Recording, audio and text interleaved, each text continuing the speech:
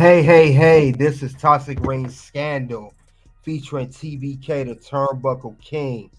Got another good one for you guys today.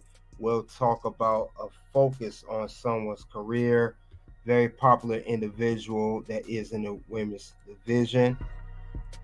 And that particular individual is Jade Cargill, who is currently in the WWE, who is also currently one half of the women's tag team champions with Bianca Belair.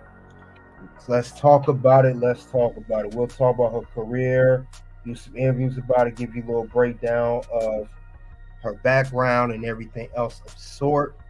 Talk more about Jade Cargill.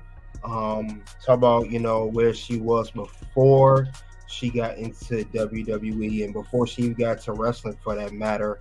But I know she is definitely still improving, doing her thing in WWE, and we'll talk about it. Like I said, we'll go over a little bit of it.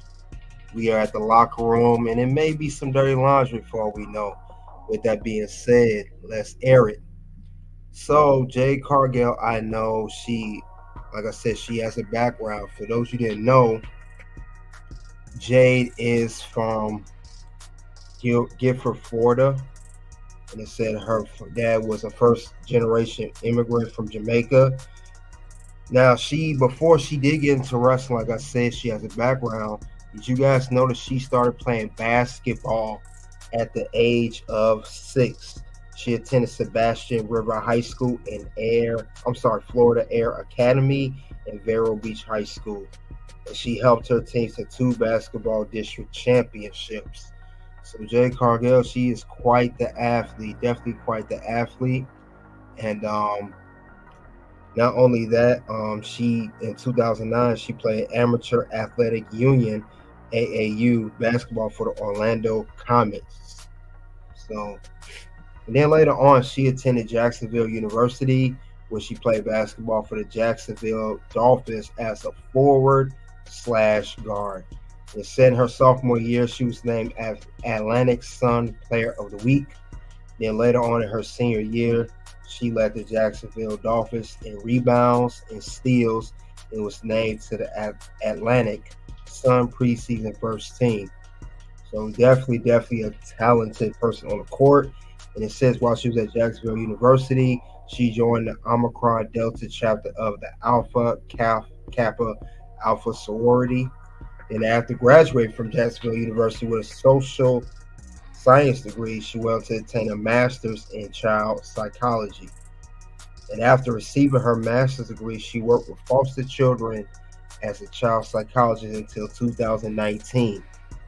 Now, in the midst of all of that, she did started training back in 2018. Now we know she trained in 2018. She did started AEW. They said she was interested in becoming a wrestler. She was introduced to WWE veteran Mark Henry by a mutual friend. It says taking advice from Henry, who she calls her mentor, she attended face-to-face professional wrestling school in Monroe, Georgia, owned by Heath Slater, Ron Simmons, and Teddy Long. And if you guys also didn't know, before she had an initial WWE tryout back in 2019. That's crazy. She even had an initial tryout before she even came to AEW. It said that in April 2019, she attended a WWE tryout at the WWE PC Normanton Performance Center. Subsequently, she began training at AR Fox's WWA 4 Academy. Then she also trained at Nightmare Factory, owned by QT Marshall and and Dustin Rhodes. Sonya Dutt and Brian Danielson started coaching her when she went to AEW in 2021. And it was at the request of AEW founder and owner Tony Khan. Now, we know that Jade Cargill, she signed with AEW. She started her debut was back in 2020. basically during the COVID era. And I know she had her run. She was the inaugural TBS champion.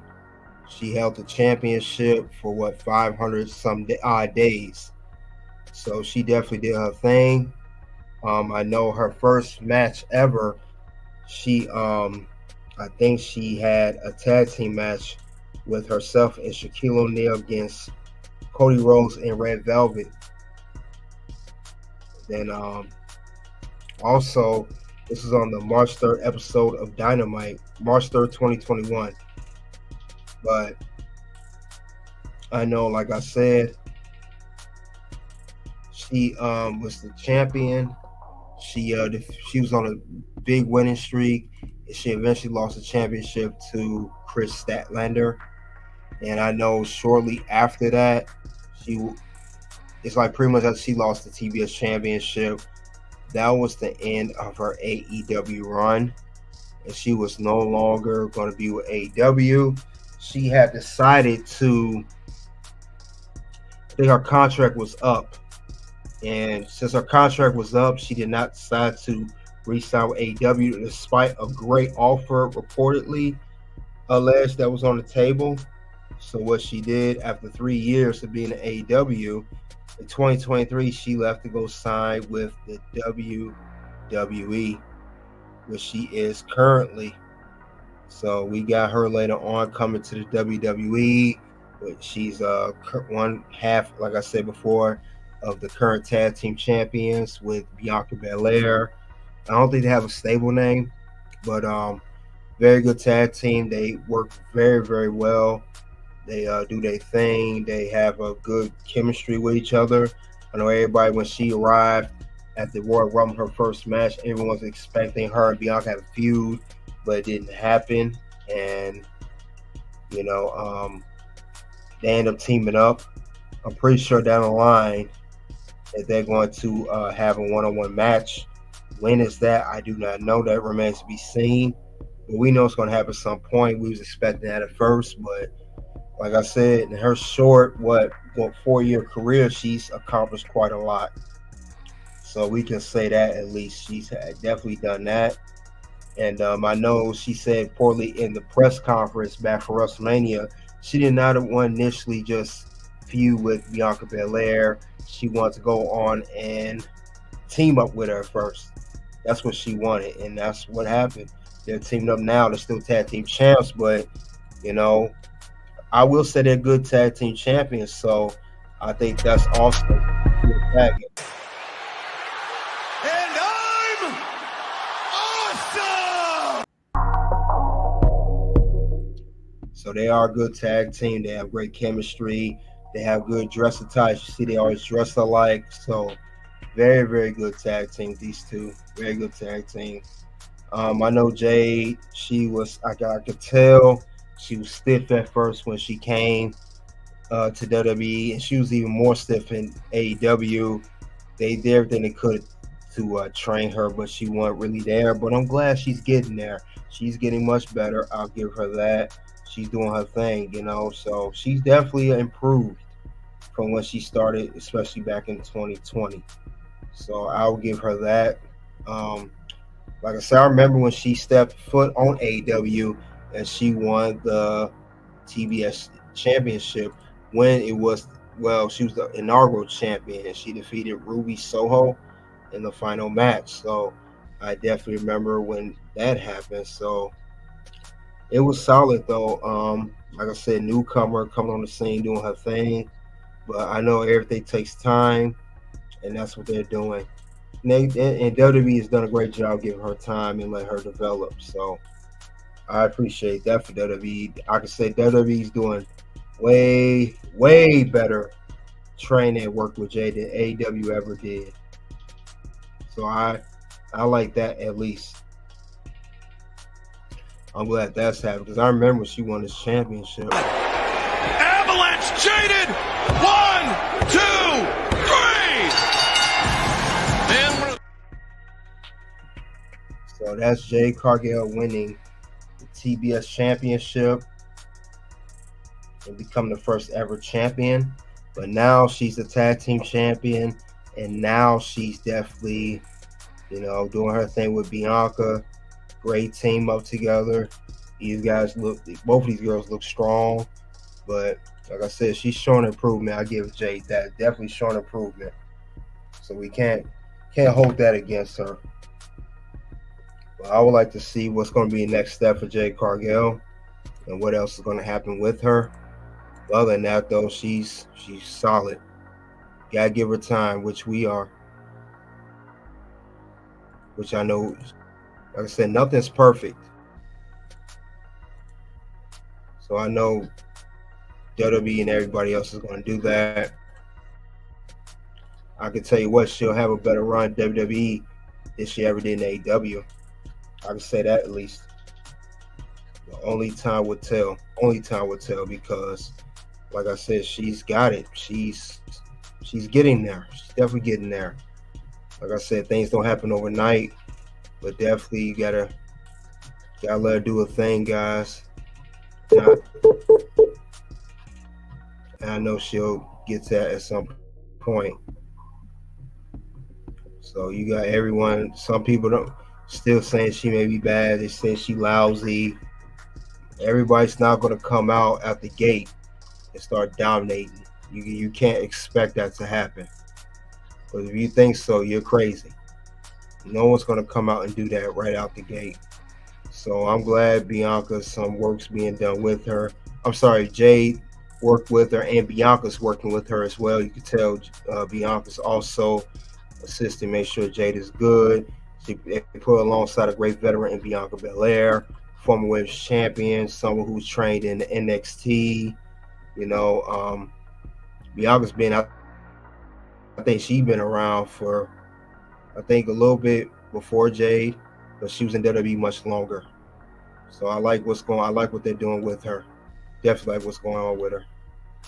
But other than that, she's good. I mean, like I said, these two, they work very, very well together.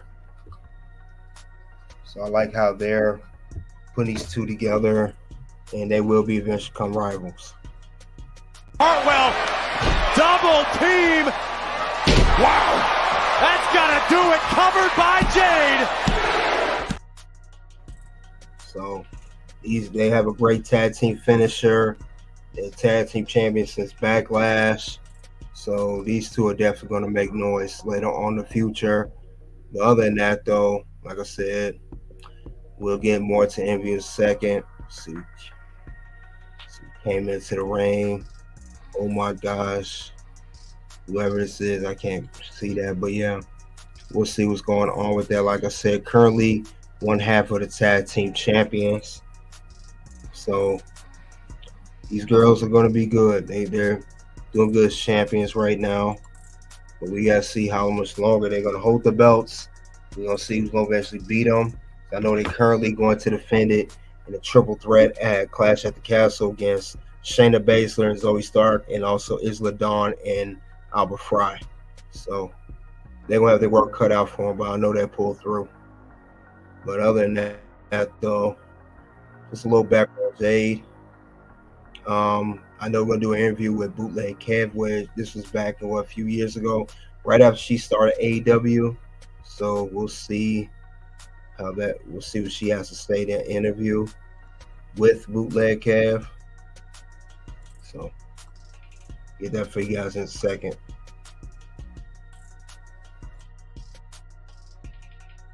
How hard is it to juggle being a mom, being a wife, having all this other stuff going on, while also being on the road, while also, you're the premier talent on the female side? It's a lot. It's a lot. We get home on Thursdays, majority of the time. And my daughter, who's 5, the first thing she does is want to play with me. Right. And I'm like, baby girl, please, let me just take a nap. I've been up since 4 and I had to get on this flight right after. I probably got maybe 30 minutes of sleep, if anything.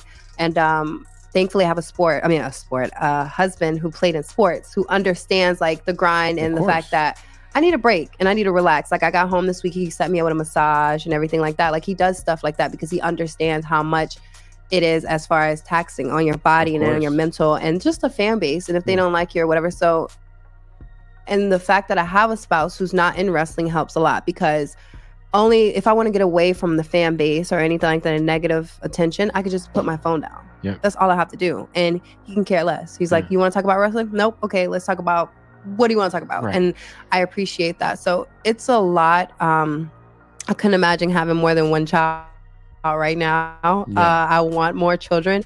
But right now it's like, hell no. It's no way I could do it. But it's a lot. It's a lot. You said that you were hanging out with CM Punk quite a bit. Yes, at Comic-Con. What was something that you learned from Punk? Because he's my all-time favorite. I love Punk. Just stand on what you believe, and don't be a pushover. And I admired that, because coming into the business and being new, you know, a lot of people, it's like you have to almost shrink yourself a little bit. Yeah.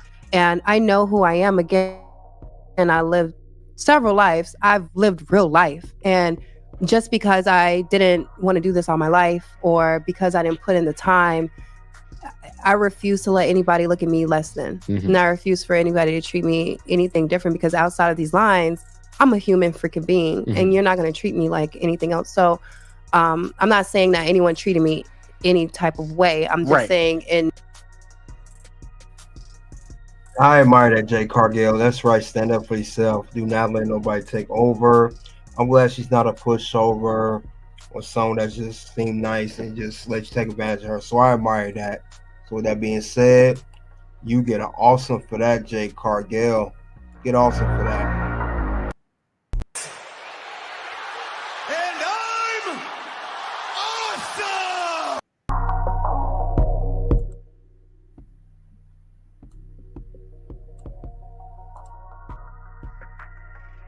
wrestling. You hear about that in wrestling. Yeah, of course, especially on the indies. And sure.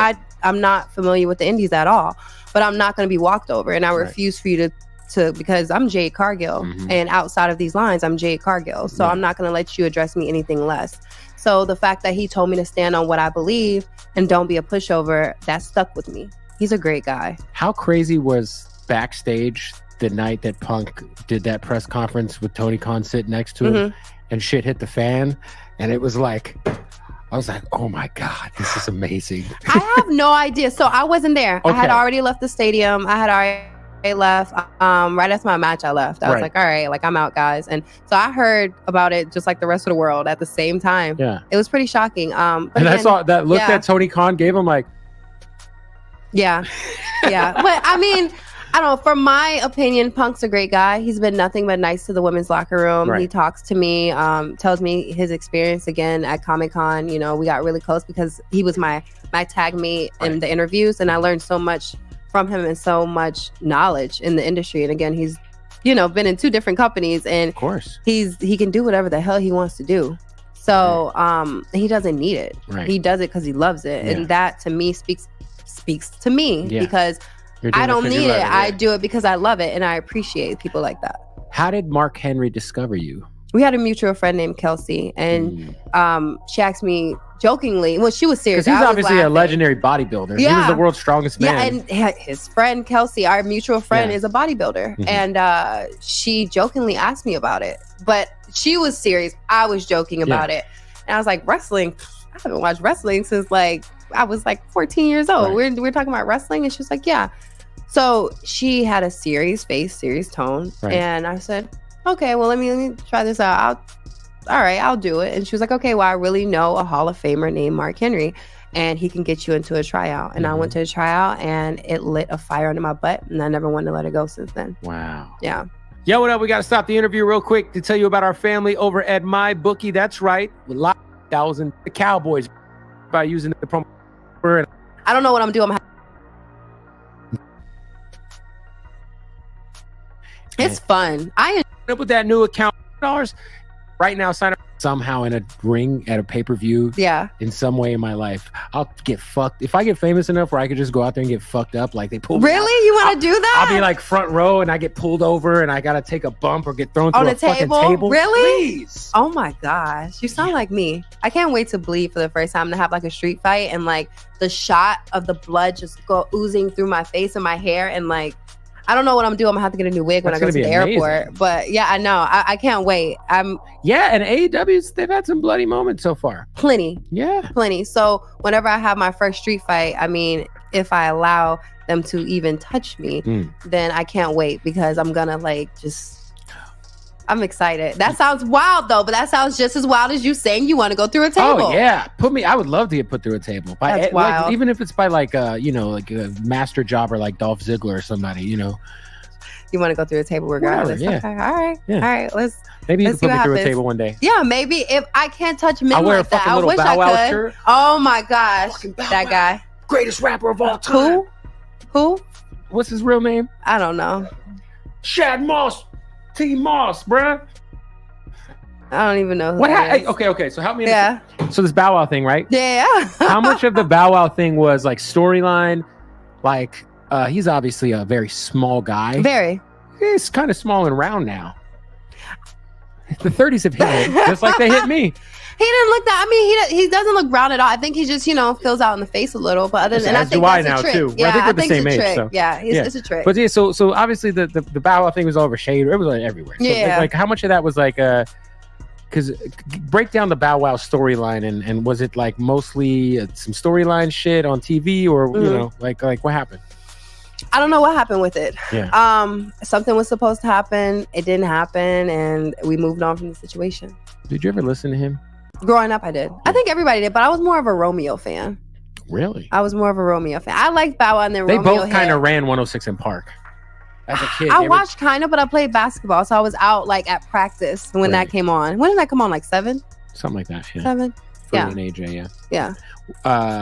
How do you compare like the basketball grind to the wrestling grind? Which one's harder? Because you played you played Division 1 and you played overseas. So yeah.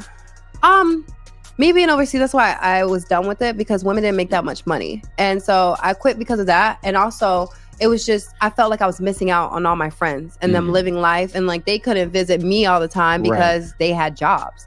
So I was like, this is great and all. Like I'm experiencing life and like traveling, but I want to go back home and be with my friends. Yeah, and and family. even if like the peak of being a female basketball player is the WNBA, like financially, that's not that fucking great. If they made as much as the men, I would be out there shooting even if they right made now. 20% of it. Nothing. 1% I think makes who makes the most money? I don't know. I think Maybe Donna Taurasi? Taurasi. Yeah, I think she does, but she doesn't make more than like, I'm just gonna throw a crazy number out there, than $12 million.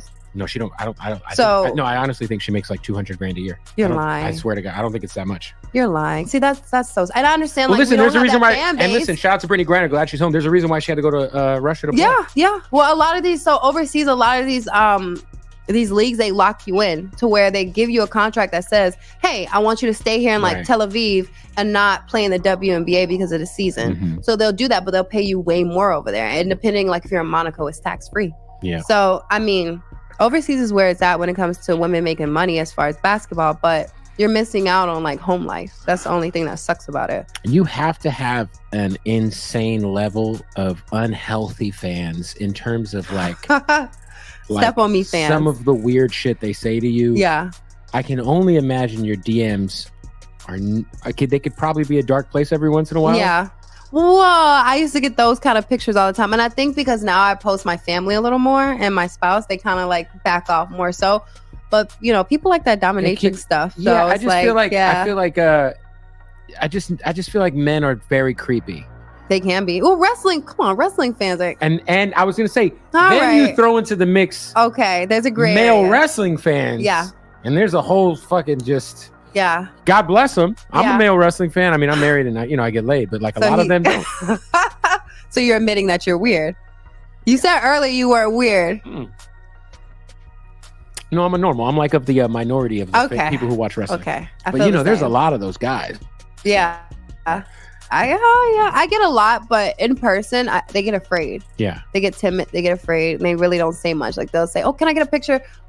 And it's like, "Aren't you that guy that like wrote me?" I was gonna say, have you had people send you unsolicited nude photos of themselves? Yeah, I have. I mean, but everybody does. I think. No. Okay. All right. Well, maybe my it's like, man used to go to different cities and women would be in his DMs and all kind of crazy stuff. So yeah, he's a pro athlete. I'm not. See, there's a difference in our income levels. Yeah, I get you. I got you. Yeah. No, I can only imagine what that's like to like be like. I feel like that's like fucking a form of sexual assault. Like, bro, is it? It feels like it should be. These people have like cats as like their default pictures, so I wouldn't be able. Yeah, I'm You're just a dog saying, person. I'm a cat. Well, I'm both. I have both. Yeah, I have both. Yeah, but the cats are easy to deal with than a dog. But I love dogs. They're the cats, they handle their own shit. They're total bitches. Like they just like that's the reason. My cat, I love her, but like she don't want to be touched. She don't want to be touched. Does your cat ever beat up your dog? Yes. Yeah. That's the only reason I want to get a cat. I tell my wife all the time because we have a Frenchie and a Pomeranian. Yeah. So I just want to get a cat. So you just box the shit out of the French bulldog and we go on TikTok with That's horrible. My cat doesn't like our dog, but our dog is like a miniature King Charles. I don't know so what it's that like means. Sounds expensive. it is. It's a small little dog, but he's like, well, she is so scary. So like she'll let the cat just beat her up, and I'm like, come on, man, you're a dog. Like, come on. No, those cats they're serious. They're the same age. Yeah. You're from Florida. Rick Ross has been on AEW a lot recently. Have you ran into him backstage at all? I have. Sweet guy, nice guy, very professional guy. And what you see from him, that's like him. They don't rehearse. They just go out there and just spit.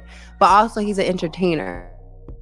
So that's what he does. So when it comes like to the Bow Wow situation, Bow Wow's just an entertainer. He'll just spit. And that's what they do as entertainers. Like Shaq, when he came and he performed with me, before going out, he was like, I said, don't embarrass me. He's like, don't you embarrass me. And he's an entertainer. He said, he was your tag team partner? Yes, in my first match with Cody Rhodes in Red Velvet. He looked at me dead in my eyes and said, they're going to eat and like anything I do out there because I'm an entertainer. And he's Shaquille. So, yeah. And he was like, so you need don't to embarrass perform. me. Yeah, I was like, what? Like, but I thought that was funny. That was your first match ever? Ever. That's what I'm saying. Like, people are watching. That was prior to that, I had an off-grid match where I was a face. Mm-hmm. And it was like 5 minutes. And that was the only match I've ever had prior to my debut. And most people have plenty of house shows and so many reps and like have perfected.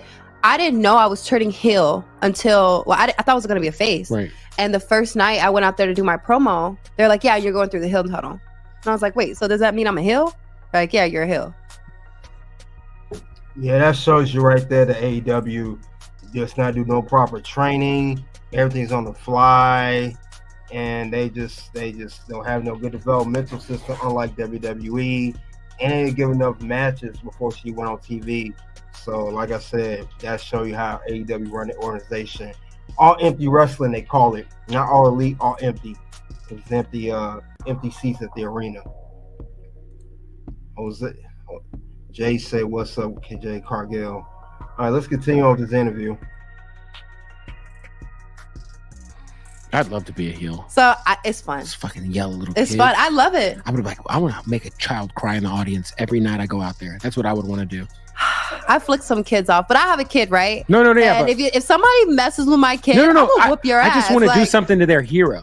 Okay. That makes them cry. Oh, well, you got to mess with them too. Yeah, you got to. Like, yo, that's why your mom's cheating on your fucking dad.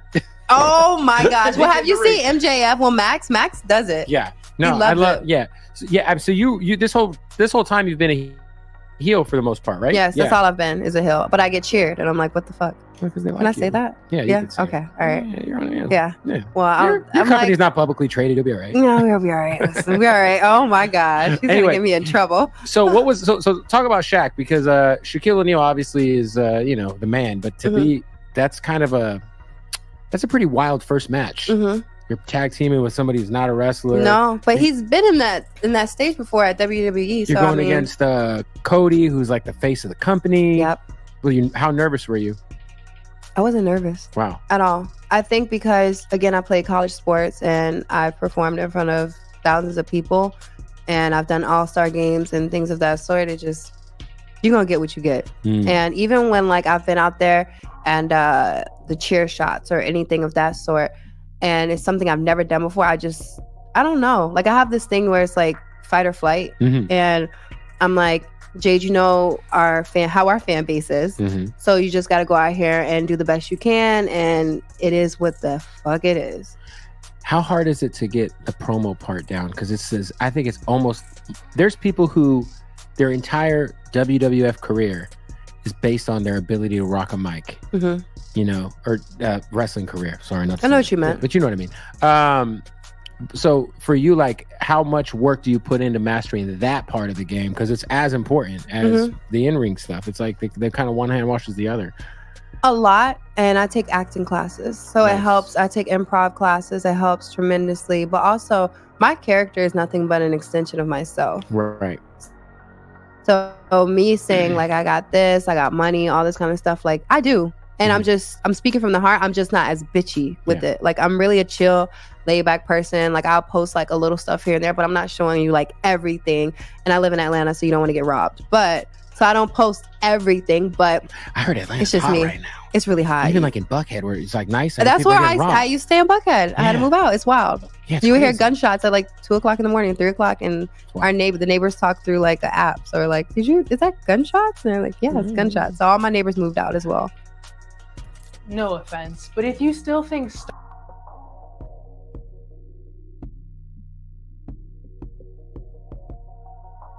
Like Kev here to stop the interview, and so all my neighbors moved out as well. Hey, geometry, senior year high school. Then go to BlueChew.com. Right, discreet packaging. About your with mint chewable. You know, fucking. But me and my boy, it's not fucking Luca promo code bootleg. Me and my boy were. Yeah, I heard about Atlanta. They said Atlanta's bad. So she was in Buckhead, a very nice part of Atlanta. She moved out because she heard sounds 2:00 in the morning. That's crazy. That's crazy. But this sounds interesting about how Jade came into the wrestling game. We'll play a little bit more as an interview with Bootleg Kev, then we'll move on to another interview, and I'll react to the rest of what I think of this interview. But good interview so far. Salute. Much credit to Bootleg Kev.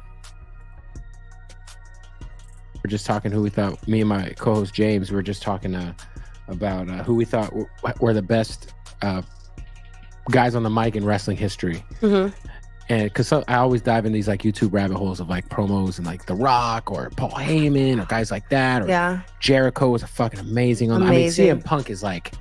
Well, you're a CM Punk fan too. He is the man. He is the man. But do you ever go back and like watch some of the greats and like some of the methods that they use? Like a guy like Jake the Snake was like one of the best. And he spoke with like, he was calm with it. So my thing is where I'm trying to master is being able to talk like this, right?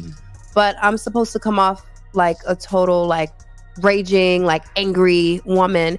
And so I'm trying to master being calm and collected and being able to deliver exactly what the hell I want to deliver in a raging way, but a calm voice, which is Jake the Snake. That's what Jake the Snake was in. Yeah. So I'm trying to find that tone right now rather than being like, I'm that bitch and like yelling all the time. So, but when I'm in the ring and I'm doing these promos, like my blood just starts pumping and like I just get this energy and you hear the crowd yelling and then that's when the rage comes out and you start screaming because you're starting to feel it.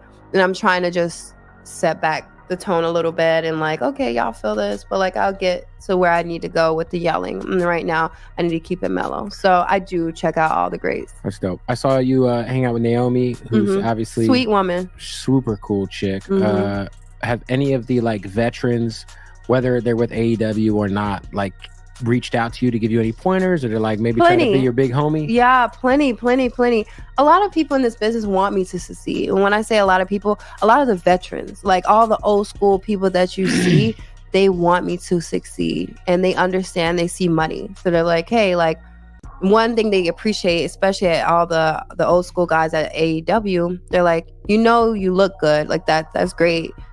Like Sting, he's like, a lot of people want this. Like, you don't have to do much. Like, you don't have to go out there and do all this flippy stuff. Like, you don't have to do all that. People want this. Like, you don't have to do a lot. But let me help you fine tune these other things that you can do. Because Sting was a great looking wrestler. For sure. And he came in and just excelled, but he understood, like, you don't have to do a lot to get over and do all these things. So the old school people, they love the fact, when I say old school, they're gonna kill me when I say that. I mean, Sting was wrestling before I was alive. Well, the older our coaches and our agents, they appreciate the fact that one, I come in and daily and grind. Like I hit up Brian every week, like, hey, can we train on Wednesday? Can we train on Wednesday?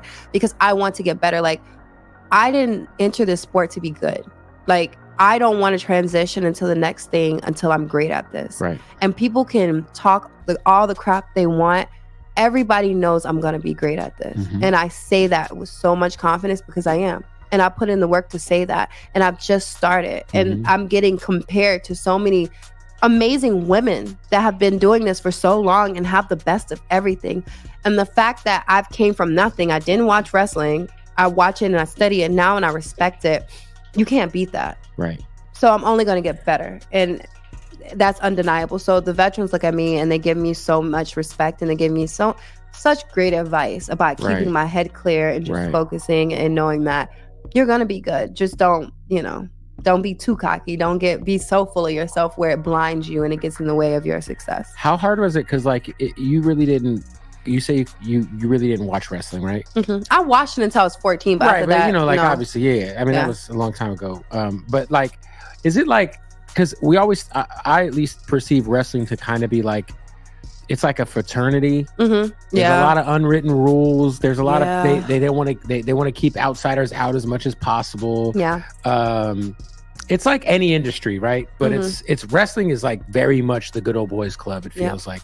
So as an outsider coming in, was there a learning curve or a curve of dealing with maybe hate or just trying to figure out the politics of backstage and hate politics? I think the experience I got at the tryout gave me a lot of insights, and Mark Henry again gave me a lot of advice. Go up to people, ask for advice, be kind, ask what can you do? Can you clean up after? Shake everybody's hand. When they talk, you shut up. And I understood that from playing basketball and having someone take lead. And I think that me being an athlete prior helped me in so many different ways and directions with respect and just being able to go out there and dominate in the ways that I have. Also, when I came into AEW and when I won the belt, I mean, I don't think anybody would like that. Mm-hmm. I just came in out of nowhere. These other girls have been grinding on the indies for years. They have a fan base.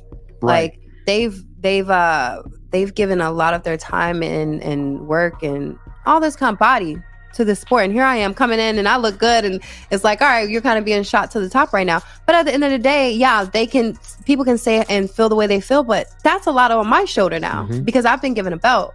And I've been put in a position that, let's be real, I wasn't ready for. But I know that I have to step in these shoes and I have to go out there and act like everything's okay and mentally clear my head and focus and try to do the best I can do. I think I'm doing perfectly fine regardless of how anybody felt in the locker room. Sure. Only person that I care about pleasing is Tony Khan. That's it. Hey, boss, you like what you seen? Great. Hey, boss, what you want? That's all that matters. He's a nice guy. Great guy. Great guy. And he's a fan first, right? Yeah, he is. Very. He's so rich. I'm you. Yeah. Okay. I ain't gonna go too much further with this interview, but Jade Cargill was talking about her way, how she got to WWE, how she met Mark Henry, who discovered her, as she stated in a Chris Van Fleet interview earlier this week. It was through a mutual friend named Kelsey. So Kelsey's a bodybuilder, according to her. And she said that CM Punk also gave her great advice alongside Mark Henry. Stand up for yourself, do what you got to do, etc. of some sort. Also, she said as well that she knew she got some heat from the locker room because she got shot up to the top so well because she came in and immediately won the TBS championship. And especially being the first championship that they didn't think, some people probably looked at her sideways, but she says a lot on her shoulders.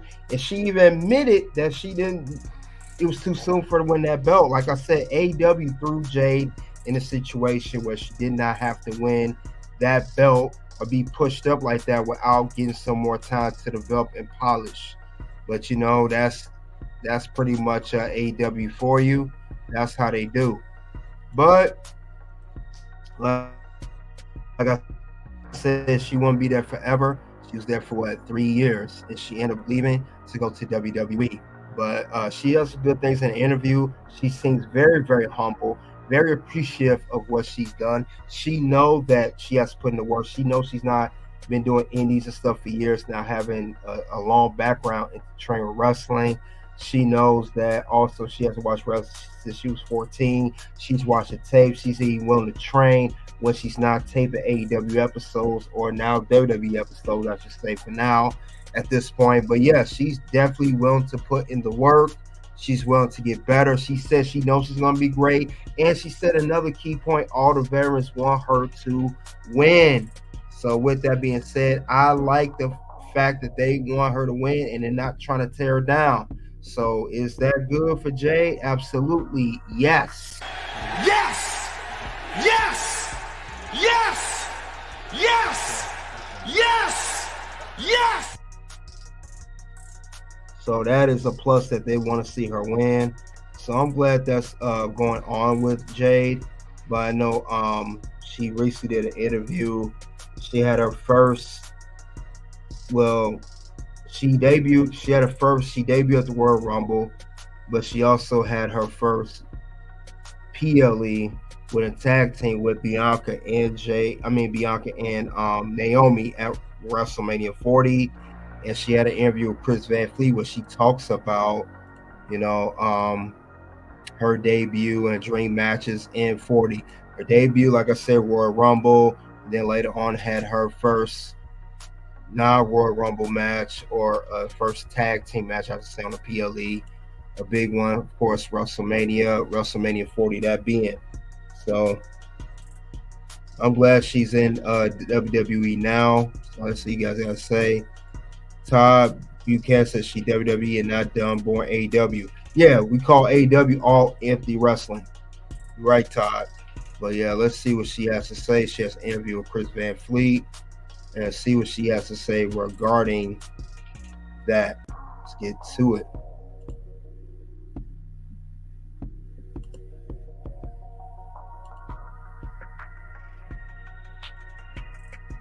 Congratulations on everything. Thank you. I appreciate that. I was just talking to Mark Henry about you. Oh, that's my father in wrestling. Yeah. Literally. I mean, if it wasn't for him, you may not be sitting here right now. Not at all. I would have never entered the wrestling universe at all. How did that whole conversation go?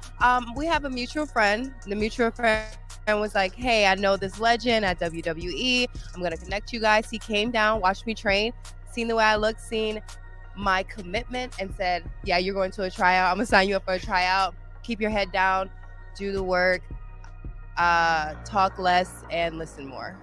Were you surprised at all by the reaction when you signed with WWE?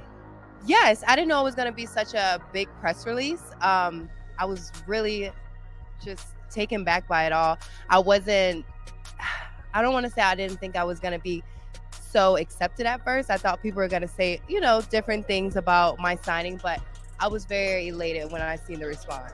What about the response to what you wore on SmackDown? Oh my gosh. So I love the responses because I was trying to depict a superhero because I am a superhero, and I think Marvel, DC, everybody needs to see that I'm a superhero. So the response was great. That's exactly what I wanted. I wanted everybody to talk about it. I wanted it to trend. Are you so excited to make your WrestleMania debut? I am. I'm excited. I mean, who in their first year gets a WrestleMania debut the way I've been presented at that? I feel like I've had about 4 debuts right now. And at that, my first match debut will be at WrestleMania. That's a good point. You have had like 4 debuts. Yeah, I have, literally. Because there's the getting out of the car. That's the 1 debut. Yeah. There's the Royal Rumble. That's 2. There's SmackDown. That's 3. And then we got WrestleMania. Yep, lucky number 4. How have you had 4 debuts? I'm very lucky, I guess. I'm out here killing things. Do you feel like the pressure is on now? Because we've been talking about Jade Cargill debuting for a long time. You know what? I've been saying this and I'm going to say it again.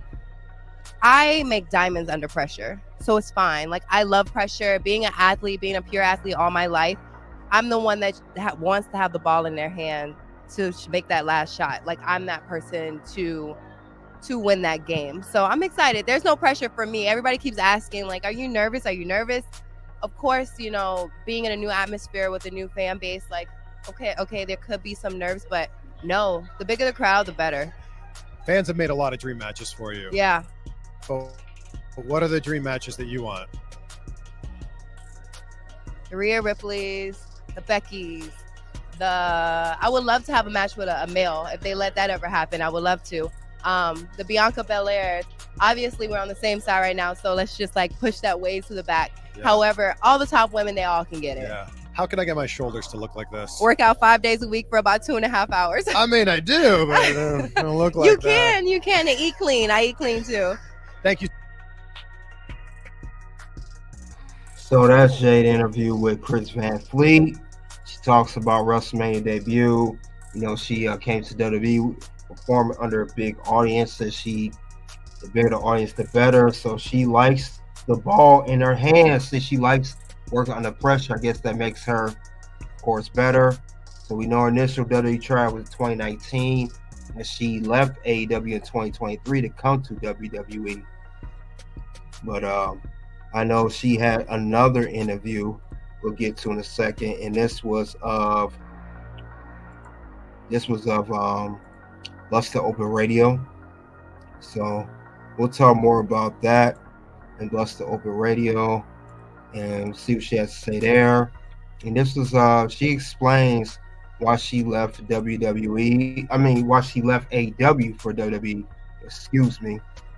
And we'll see what she has to say other than that, though. And then I'll react to that, then have my final analysis of what Jade Cargill so far. So let's get to it. Hey. In the building with the newest acquisition of WWE, ladies and gentlemen, Miss Jade Cargill. Hey guys, how you doing? How you doing? I'm doing great. I'm phenomenal. You know, I have a WrestleMania match tomorrow. I have something tonight as well on SmackDown. It's gonna be a great weekend, guys. Go ahead. No, because I have to ask you, because we've talked a lot about it on the show. You know, you depart one company, you come to the WWE. It's a machine. I mean, It's global on every kind of level. You make your debut. First of all, you make your presence known in front of over 50,000 people. I don't even know. It was crazy. And then you make your debut on SmackDown, and now you're in a match at WrestleMania. Like, talk about this whirlwind of just the last 6 months. Because Jade, you know, we've talked to people today, 15 years, 17 years, 20 years before they get that match at WrestleMania, and now you're getting it. First of all, congratulations on everything, but just talk about, like, how do you process this all so quickly? Man, I mean, what am I, 3 years in the game right now? Yeah. And I already have a WrestleMania match. I mean, I've only been here less than a year, and I have a WrestleMania match at that with me, Miss EST, who's undefeated at WrestleMania, and with Naomi and her guidance and she's a veteran, you know, like, it gets no better than that. You know, it's about trusting the process and believing in yourself and betting on yourself. And a lot of people don't do that. You know, I know who I am. I know what I can accomplish, and regardless of the good and bad that comes with this business, regardless, I know that I'm going to end up on top. You speak with a lot of confidence, and you always have. You knew what you wanted to be a long time ago. Does it feel surreal? Yes and no. Yes and no. It's what you expected. It's what I expected, and people like you, Mark, who have embraced me and who have told me about the business and keep my head down and to do the work, and things will open up for me. I mean, the sky was the limit, you know, like, you've pulled people in, not just myself, but Bianca Belair. Like, you've seen something, you see something in people, and you bring that out in people. And I don't think that you would bring people around that don't do the work. So being that I have people that back me up in this business who would never put their name on the line, I feel like it's my obligation to go out there and do the best that I can. Jade, I'm going to just be completely honest here. I feel like the other company you work for dropped the ball with you. You know, I think a lot of people saw the presence, the charisma, the star power. Why isn't she at top? Yeah. Did that factor in at all in the decision for you to come to the WWE? It was a couple decisions that made me come to WWE.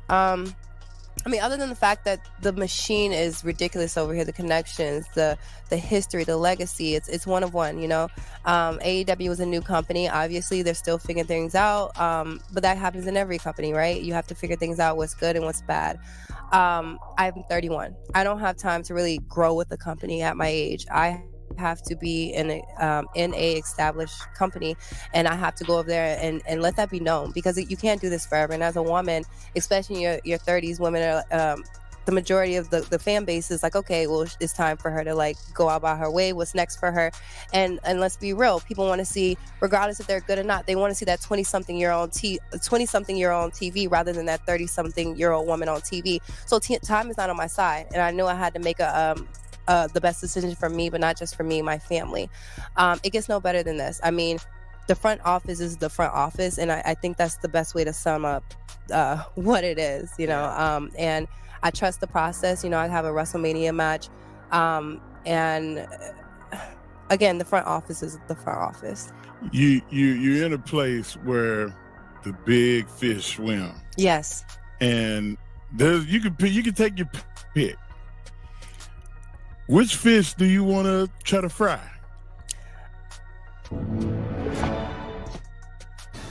Watch the NBA Finals live.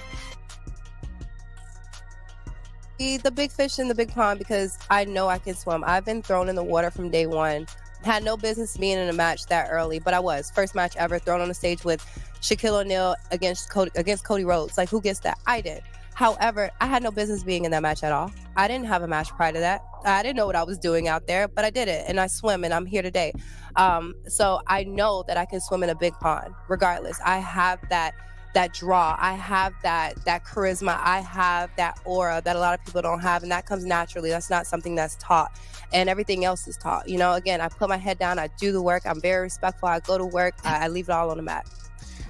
They have other big fish here in they're the not WWE. Jade Cargill. I want to know which one of those fish that you want to go take out. Rhea Ripley right now, because I know one thing about holding the belt for a very long time. We're very strong women. We go out there and we step on people for a living, and I know that'll be a marquee match that everybody will want to see, that they'll buy tickets in months in advance, and they'll be raving about it for years.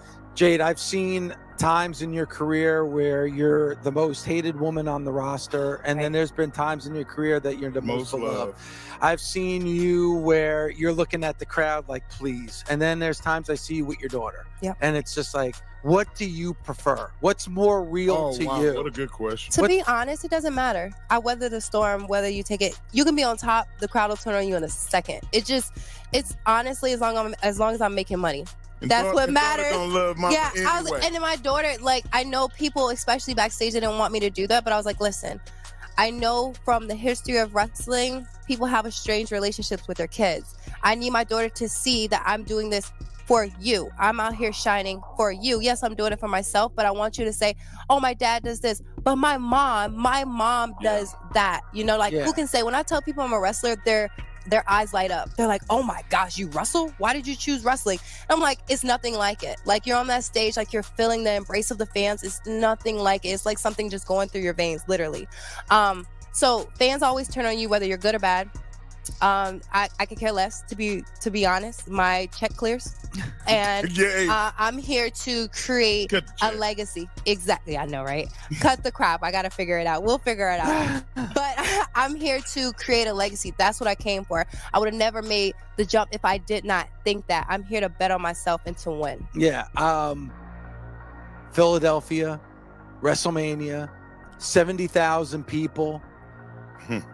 Does that go through your mind? Like, or maybe you don't even know how it's going to be when you're walking down that entrance ramp. Is it something you're a little nervous about, or is it something you're very excited about? I get that question a lot, even with my first match. Are you nervous? Are you nervous? I was probably been nervous about 3 times. I'm not nervous. I think because I started the pandemic, we still had a crowd. I'm used to be honest, I'm more nervous when there's 100 people in the crowd. The bigger, the better for me. Yeah. Like, I love big crowds. Like, I embrace it and I feel it. Like, I feel like I'm powering up. I love that. I'm not nervous at all. I'm here to show them that the storm has arrived. I'm here to show the WWE universe that I am Jade Cargill, and I'm not backing down. Like, I'm here to swim. I'm here to create a legacy, not just for my daughter, but for little boys and girls out there, that you can do anything that you want to do, regardless of your age, regardless of what people say. Keep your head down, do the work, stay respectful, and make that money. Was there a moment for you so far, and your career is so young, I mean, it's unbelievable, But was there a moment for you so far in your career where it was like, yep, I made the right, yes, it's connected. Yes, this was the best thing I could have done. When I knew I was making decisions. Like, I made my calls to the people that I respect. I made my calls to the people that I know who put butts in seats, who made money, who have that legacy, who own the rings, who do all that, who are happy, who had those WrestleMania moments. I knew I made the best decision. And now, especially now, I sit back. I know I made the best decision for me. It gets no better than this. Like, I have the machine behind me. Mark, can I be completely honest? I remember the first time Rick introduced me to Jade, right? Mm-hmm. Now, it was backstage at an AEW show. And there's all the wrestlers around. Jade's sitting down in this chair. And it's almost like there's a light. You know, like, you know, like an aura of charisma. It's almost like you can't look directly at Jade, because there's that, you know what I'm saying? There's like, is this person real? Like, it's like, you know, like that charisma. Thank you. That like that it factor that everybody talks about. That doesn't, I mean, I know you work your ass off, and you have, and you earned the position to be at WrestleMania. She said it. She's got some things that you can't teach. But those are things you cannot teach. Like, you must have always known you had this inside of you. So was it almost like, no? No, you know what? Again, the person I looked up to that gave me confidence was China. And that's being totally honest. I didn't grow up seeing women who look like me. Like, I've been muscular my entire life. I have great genetics. However, I put in the work. Let's just add that in there too. But seeing her, and I don't, you know, maybe she felt different. However, what I seen was that she was out there owning the stage and taking no crap from anybody else. And she embraced how she looked. And I wasn't familiar with that. And it made me go out there and say, I look damn good. I know who I am. I could care less about what you think. And my grandmother and my mother, they embedded things in my mental that told me, hey, don't care about how you look right now. Don't care about any of that. Focus on these books, keep your head down, and everything else will come in hand. I didn't get into my aura and how I looked and all that stuff until later on in life. I just put my head down in sports, and that's all I cared about, and I just wanted to excel in basketball and things of that sort. And then that's just the aura and everything else. Yeah, a lot of people don't have it, but that's just the topping on the cake. That's not everything, and it shouldn't be everything, because anything can happen to the way I look. You know what I'm saying? Yeah. So, like, but it's about how I carry myself, and I always hold my head high, regardless if I just tripped. I'm gonna get up and still hold my head high, and you're not gonna tell me anything. Like, that's just how I am. I meant to do that. I know, right? Like, exactly. Like, you know, or I'll joke it off where everybody's laughing in the room, and they forget about it in the next 2 seconds. And what's next. Like, that's what I do. And in wrestling, you improvise anyway. Yeah. So it just comes with the business. How great is it gonna be night number 2 on Sunday when Cody beats Roman for the undisputed WWE Universal Championship? Like, how great is that moment going to be? Like, I mean, he deserves it. Yeah, I mean, The Rock walking in here thinking he's who he is. Yeah. Trying to take the main event away from Cody. Can't do that. You can't do that. Fan base fought. They fought for that. Hell no. They fought for that. I'm the 52-year-old crybaby. Okay? I'm that guy. Yeah. You were in the ring with Cody, your first ever match. Yep. Now you're at WrestleMania. He's in the main event at WrestleMania. 2 nights in a row, I believe. I mean, Yep. That's rare. And he's put in the work. Like, this man, I asked him, I think 2 weeks ago, I was like, when are you home? Like, are you ever home? He was like, yeah, like, I'm grinding. Like, I know. And I was like, it's all going to pay off. And when everybody was fighting for him on the internet and whatever, the crybabies, whatever you want to call, people want to call themselves. That's the leader of the crybabies. It worked, though. It all worked. Like, people, his fan base is strong. It's very strong, and he's grateful for that. And I would tell you, he bust his butt so much. So for his fan base to cry out like they did, it was well worth it. The man literally puts on a suit every day. Some people come to work in sweats. He comes to work prepared, looking like a pro, ready to go, helping other people, and he has a million things going on himself. And he sets aside time for everybody else, including myself. I'm very thankful for Cody. Mark, he has to finish the story. Mark, it's like, you're doing a big show here, right? Yeah, it's WrestleMania. Yeah, it's WrestleMania. And you show up in one basketball shorts, or you show up in a suit. Well, you know. Not just WrestleMania though. He does it every show. Every show. He looks like pickleball Cody tournament. Rhodes. I like coming in sweats. I like coming in sweats because then I have to get dressed up and all that stuff. However, here at WWE, you come dressed as you are as a superstar. So I come in with the presence, with the aura, with the outfits. But that's Cody comes in with that all the time. That's just who he is. He's honestly attached to the Who's team. dressing you? Me. You your own stylist? Yes. I wish I could find a stylist who like finds my steeds, but right now myself, and it's a lot of work, guys. It's a lot of work. A lot of money, but a lot of work. SmackDown, you're in the ring with Bianca and Naomi. Talk about that moment. Man, I want to ask Mark, how do you feel? You found Bianca and I. That's crazy. It's y'all had what you need to be a pro wrestler. All I did was say, hey, walk through that door right there. There's success on the other side. That's all I did. Like you have to know what is needed, and y'all had all the ingredients. Y'all just needed direction. You know, so do the same thing. Like there's gonna be some kid that you're gonna see doing something that's gonna get your attention, and you're gonna say, hey, after college, I need you to start pro wrestling, because you'll know when that time comes who that person is. Mark is different. Mark is one of a kind. Man. Mark is one of a kind. Like anybody that has Mark a part of their organization, that's somebody that you want to lean on. That's somebody that I pick his brain all the time, because there's very few people that I have ever met in this world as intelligent as Mark, as creative as Mark is, and it's somebody who has an eye for talent. Yeah. Like Mark. So if you're lucky enough to have Mark as part of your organization, I hope people lean on him, because I can't think of anybody that's smarter about the world of pro wrestling than Mark. I got dinner, man. You good? I love that. I love that. But to go Put back your to wallet away. I know. To go back to your question, it's phenomenal. Again, people would have never thought that Bianca and I would even step foot in the same ring. So the fact that we were working with one another at that, I'm working with Naomi, and she wasn't even in this company last year. That's crazy. Wow. That's crazy. 3 phenomenal women. It was meant crazy. to be. It is. It is. Like,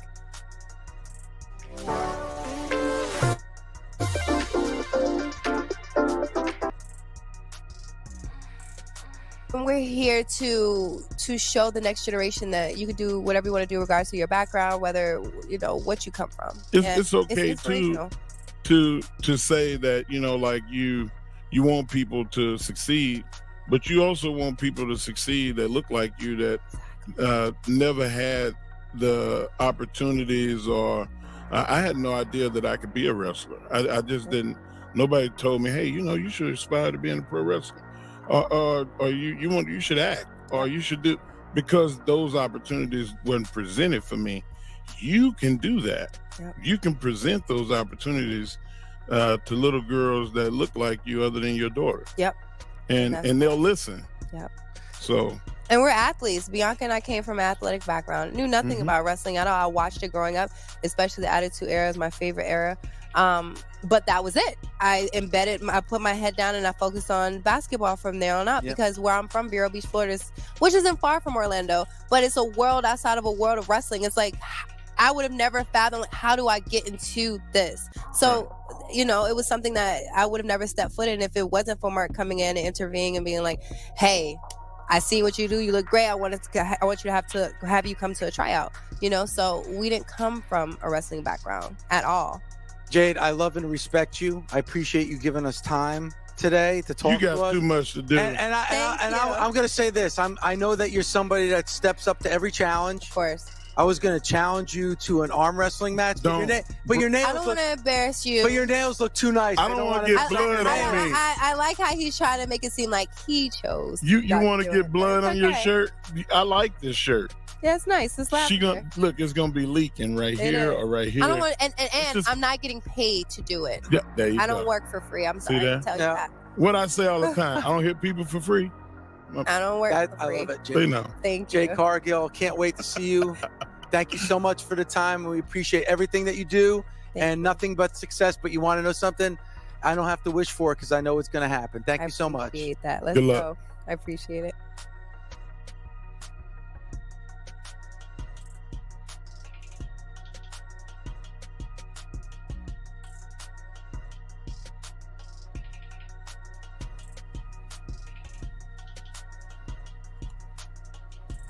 All right, that was Jade Cargill, her interview with Busted Open, talking about her background, pretty much same thing how Mark Henry, as you hear, he discovered her and Bianca. That is crazy, like they said, that Bianca and Jade was both discovered by him. And, the WrestleMania match with herself, Bianca, and Naomi tag teaming, everything. But definitely good. Like I said, Jade Cargill, I'm listening to her more and more. Much respect to her, stand up for herself, putting the work. I like the fact she don't let the haters get to her, despite all the negativity. She gonna put in the work, put in the grind, and get to her business at the end of the day. But one thing I will say this, with her work, not just her past with the AEW, but currently in WWE. I know it's early. She debuted Royal Rumble. She's currently a tag team champion with Bianca Belair. I know that as well. But the thing about it is, the $1 million question is, do you see Jade Cargill a future WWE or Women's World Champion? Could you see it with this championship as the WWE Women's Champion or being the Women's World Champion? You guys in the live chat and also playback, let me know if you see that in the future of Jade Cargill, and if so, when, how soon, and how much later down the line, because it's a possibility, very possibility she's going to get that. Like she said, she puts in the work, she trains, great physique, everything. So I could very well see her winning one of these championships. She's currently on SmackDown with Bianca, so she could get this championship more likely first, because the draft is done as of last month. Their roster locks. So if anything, she'll get this championship, which is the championship that Bayley holds, the WWE Women's Championship. Now, maybe next year when the draft happens again and she gets drafted to Raw next time around next year, maybe she can hold on to the WWE Women's World Champion, the same championship that's currently held by Liv Morgan. So only time will tell. But other than that, Jade Cargill's definitely been doing her thing. Like I said, she's been improving. Great interviews. She knows how to conduct herself in interviews, and of course, being professional, whether it's in AEW or currently WWE. So we are talking about Jade Cargill and a look on her career thus far in the past, 4-year veteran now. That is amazing. But other than that, guys, I have nothing more to say other than that. And, pretty much that's all I have. This is where I'm going to wrap this up here. And that's the conclusion. A look on Jade Cargill's career, a focus on Jade Cargill, talk about her background, how she went from being a basketball player playing in college, winning division championships, being from Florida, meeting Mark Henry through a mutual friend, trained with Mark Henry, him discovering her, and the rest is history. She starts her wrestling career in AEW, becoming an inaugural TBS champion. Then she leaves after her contract's up. Then she signs with WWE, currently one-half tag team champions, and was at both Royal Rumble and WrestleMania. And recently was at Backlash, where she won a tag team belts with Bianca and King and Queen of the Ring. We've seen moves of her. She had pretty good highlights thus far.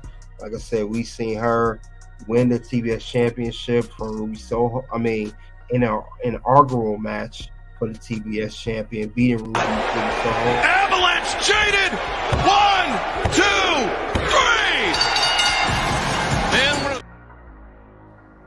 3! And later on, being a great tag team, Bianca doing a great tag team finisher. Hartwell, double team!